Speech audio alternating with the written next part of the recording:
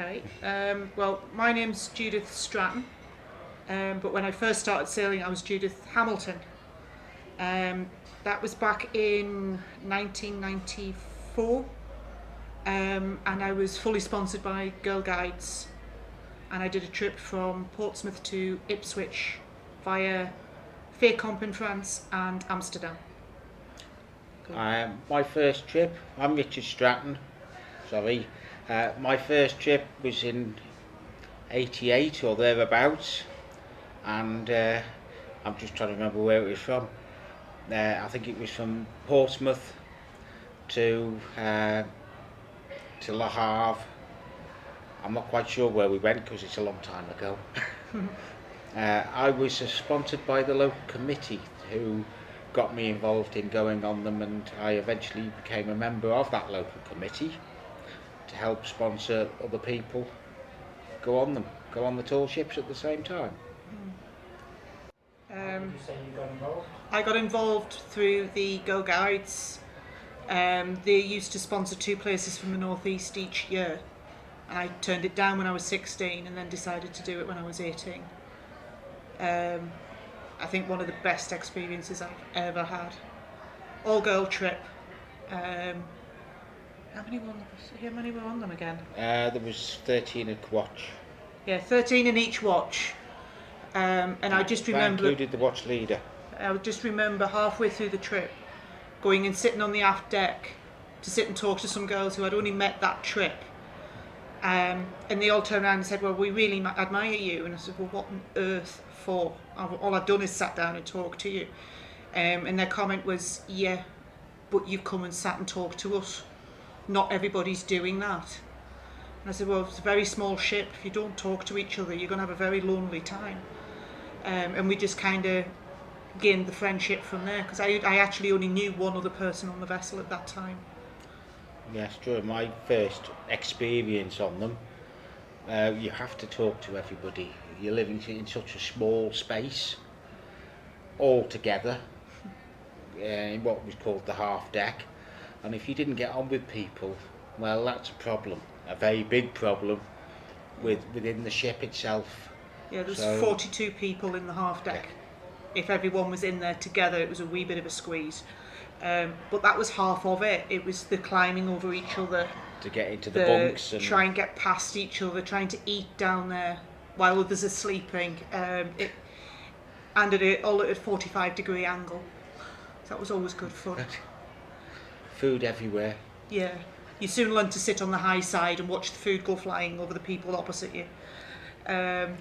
But I think short-term benefits, just after I came back from that trip, I was interviewed for a job. And I'd actually put on my CV that I'd been on tall ships. And the only question they actually asked me was, well, what is this tall ship thing? About half an hour later, I'd actually stopped talking, and they just said, you're hired. So that was the immediate short-term for me. I don't know about you. Well, my short-term sort of bit was more experience to go aboard lifeboat, yachts, in rescue situations. Having been on a lifeboat crew before I even went, but actually putting into practice the way other people did it, apart from the RNLI, which I think stood me in good stead for the rest of the service within the institution. Yeah, and then obvious long-term one, you'll have guessed by the name. We had known each other. We'd sort of come and gone through trips. Richard might have been leaving the voyage, I might have been joining, or we were there for maintenance periods at the same time. We'd kind of known each other, 10, 15 years? 15 years nearly. We eventually were sitting opposite each other in Gatwick Airport, and it was like, I know him. I know her. So we got talking, and through that trip we basically didn't stop talking. Everyone was convinced we were a couple from about day 2. They were wrong. Nothing really happened until we were about to leave. Yeah, kind of. The last night was New Year's Eve, and we flew out the day after New Year. We flew back home from the Canaries, and let's just say the rest is history. He kept tormenting me on a weekend, and then eventually we got together. I relocated, and we got married about a year later. So after 15, 16 years possibly. Yeah, and we've now been married nearly getting on for 10 years now. Getting on for 10 years now, so... That's Not probably quite sure whether that's a benefit or not though. on both sides. He's not going to let you win that argument. No. No. No. No. That's basically it, I think. That's basically it. Okay. I think the best memory was when it was just on the changeover from the schooners to the brigs, and I was in the Canaries with a watch of 6. So you automatically, they should be with 16.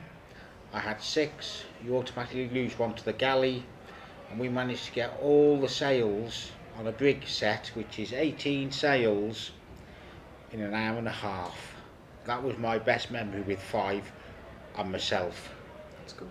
So that was one of my best memories, and I had a good team with me all the time. So I think probably one of the memories that kind of stands out, because I think with sailing over 10, 15 years on the schooners, you get so many memories. I think first one is the friendships you make. Very much a case that there's people here tonight at the reunion who I haven't seen for 10, 12 years, and it's as though we haven't been apart. The friendship really has picked up exactly where it left off when we said goodbye 10 years ago. But I think that the funniest memory I think I remember was on the Winston Churchill in the galley, attempting to wash up. And I say attempting because we were leaned over quite a way. Waves crashing along the lee side, boat leaning and wobbling, shall we say, rocking, and literally having to strap yourself to the sink. You actually had harnesses that you could clip to stop you sliding down the deck. So literally you were chained to the sink. And I just think that was always one of my funniest memories, was trying to wash up in a Force 8. Well, another one of mine is in the brigs again, coming across the English Channel with only 3 people allowed on the deck, which was the boatswain, the first officer and myself. Should we say, we didn't have an accurate wind speed because the wind speed indicator was on the stop, i.e. 55 knots, and it wasn't moving. It was just solid to the stop. Yeah. And we were rolling 55 degrees one way and 5 degrees the other way. So a little bit of windage, and there was only, as I say, the boatswain, myself and the chief officer that was allowed on the deck. So a little bit of responsibility there, and we spent some of the night up the poles as well, fastening on sails before they blew out and things like that. So soaked to the skin, but enjoying it. And I think another memory I've just remembered was I did a trip which was a youth trip, and we'd gone into Guernsey on low water. It was blowing a little bit, but we had no sail set or anything because we were actually going in there for the night. And I got told, pick 2 of your best out of your watch. So I picked 2 of the lads who had really shone that week. One was going to be a Royal Marine, or that was his aim. And the other lad was excelling in the galley, and the cook was actually, in those days, used to do the rib for the shore parties.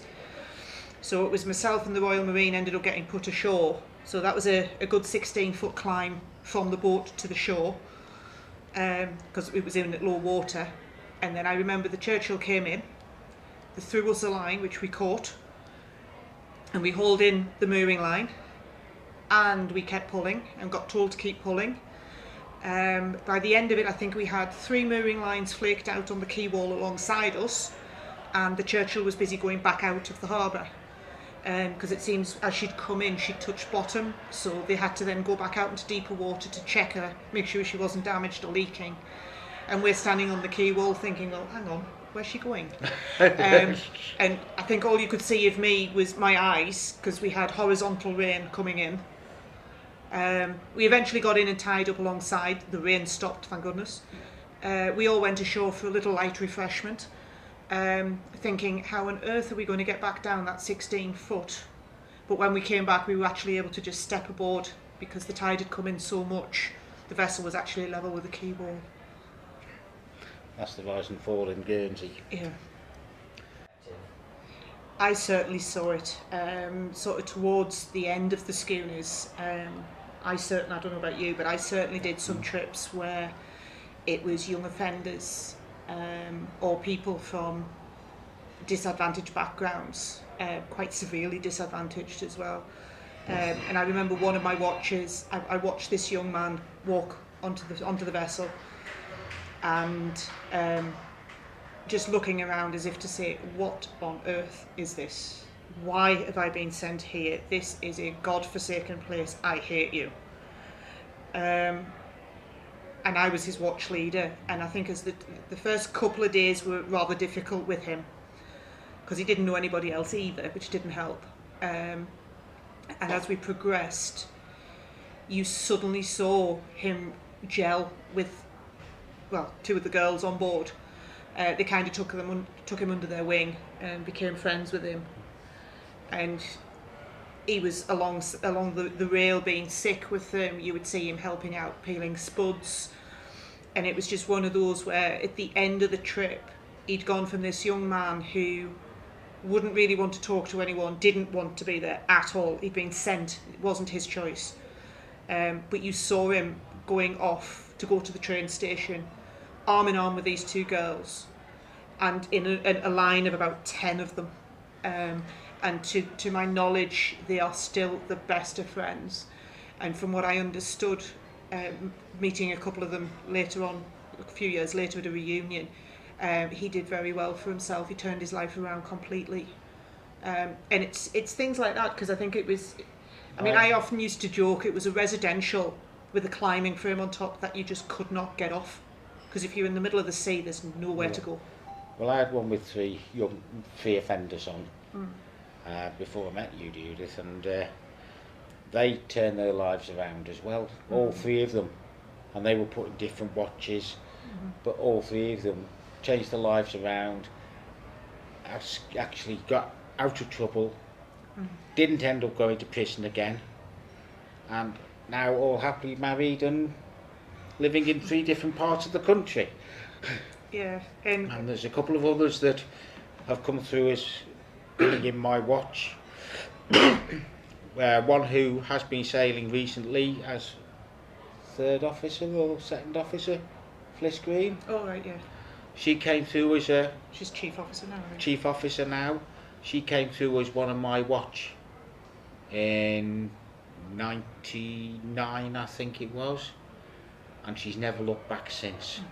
She continued on sailing in the schooners, then into the brigs, and as I say now, she's now chief officer, or sails as a chief officer. Yeah, she does. Yeah, so that's probably the best one.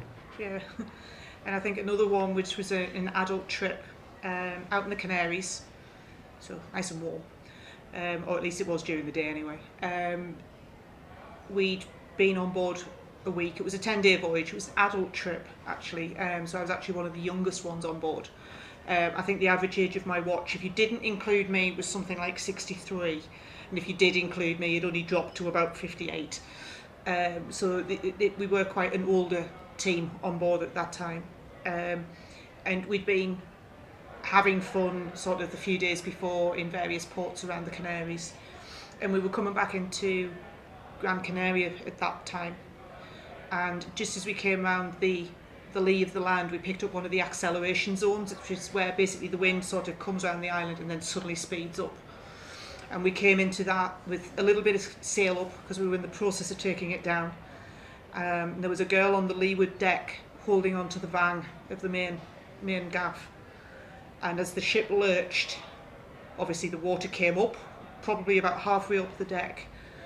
And as the ship started to level out again, there was a couple of us sort of slid downhill just to make sure she was all right. She was still there.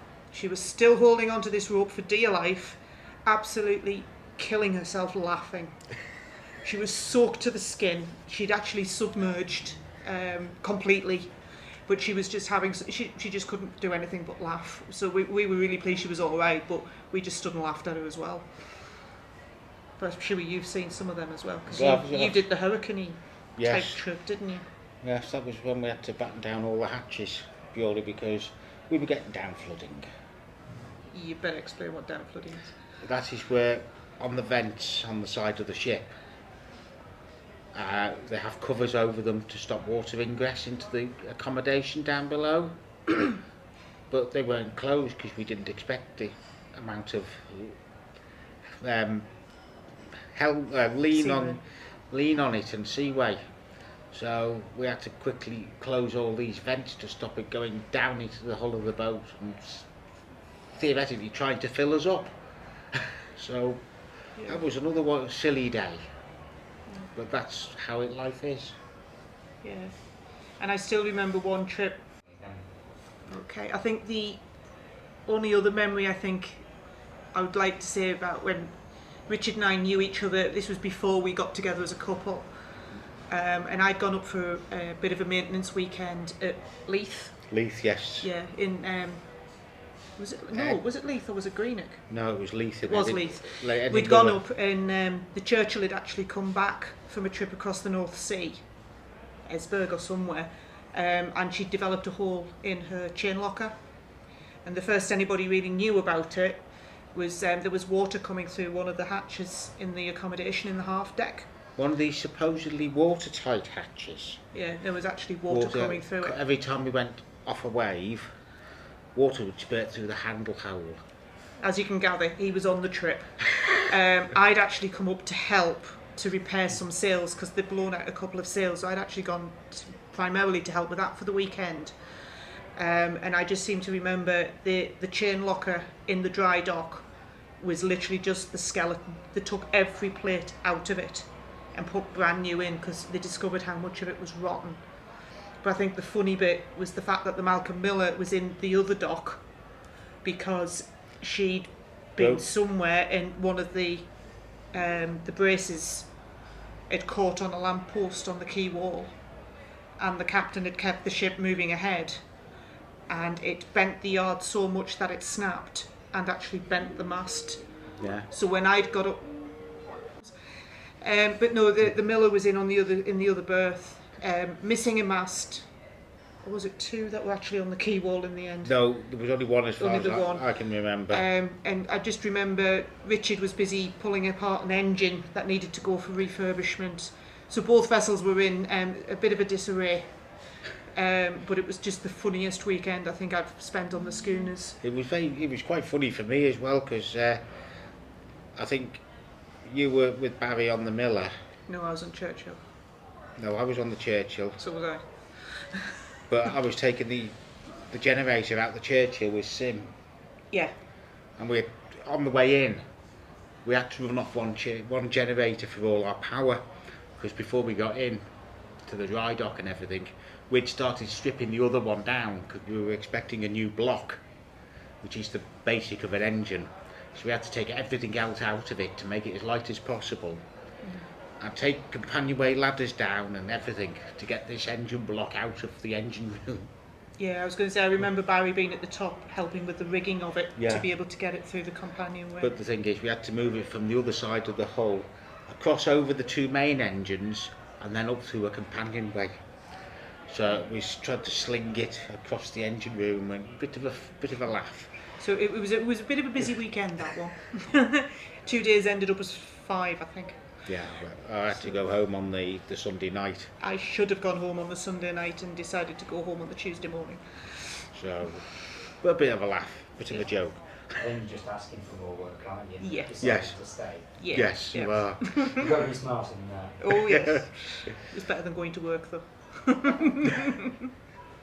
Well, my name's Judith Stratton, but when I was sailing on the schooners it was Judith Hamilton. I got involved with the schooners and the STA through the Guide Association. They sponsored 2 trips each year from the northeast, and in 1994 I was lucky enough to be offered a trip as a trainee. From that they did a refit period in Sunderland and then in Hartlepool. So I got involved in that, and every single weekend for January, February and half of March I was finishing work on a Friday, down to Hartlepool, back home late on a Sunday, ready for work on Monday morning. From that, I was given a cheaper trip to help with the shakedown, the first trip after the refit period. And from that, got recommended as watch leader. So I've sailed as watch leader and deckhand, and boatswain's mate, in those days, which then became deckhand. My name's Richard Stratton. I started in '88. My first trip was from Portsmouth. Can't remember where or how it went. I came back, that was in the March, came back in the November. I got involved through the local committee. Eventually I joined that committee to help raise money to send other people out. That was in the March, the first trip I did. I was back as a watch leader in the November, and I probably did 2 or 3 or even more trips per year until the mid-2000s, and then it sort of tailed off to 1, possibly 2 a year. Yeah, I used to use all of my annual leave to go on the schooners sailing, and then a little bit more besides, because I used to take unpaid annual leave as well. And I think at last count, schooners and brigs, I've got approximately 26,000 nautical miles.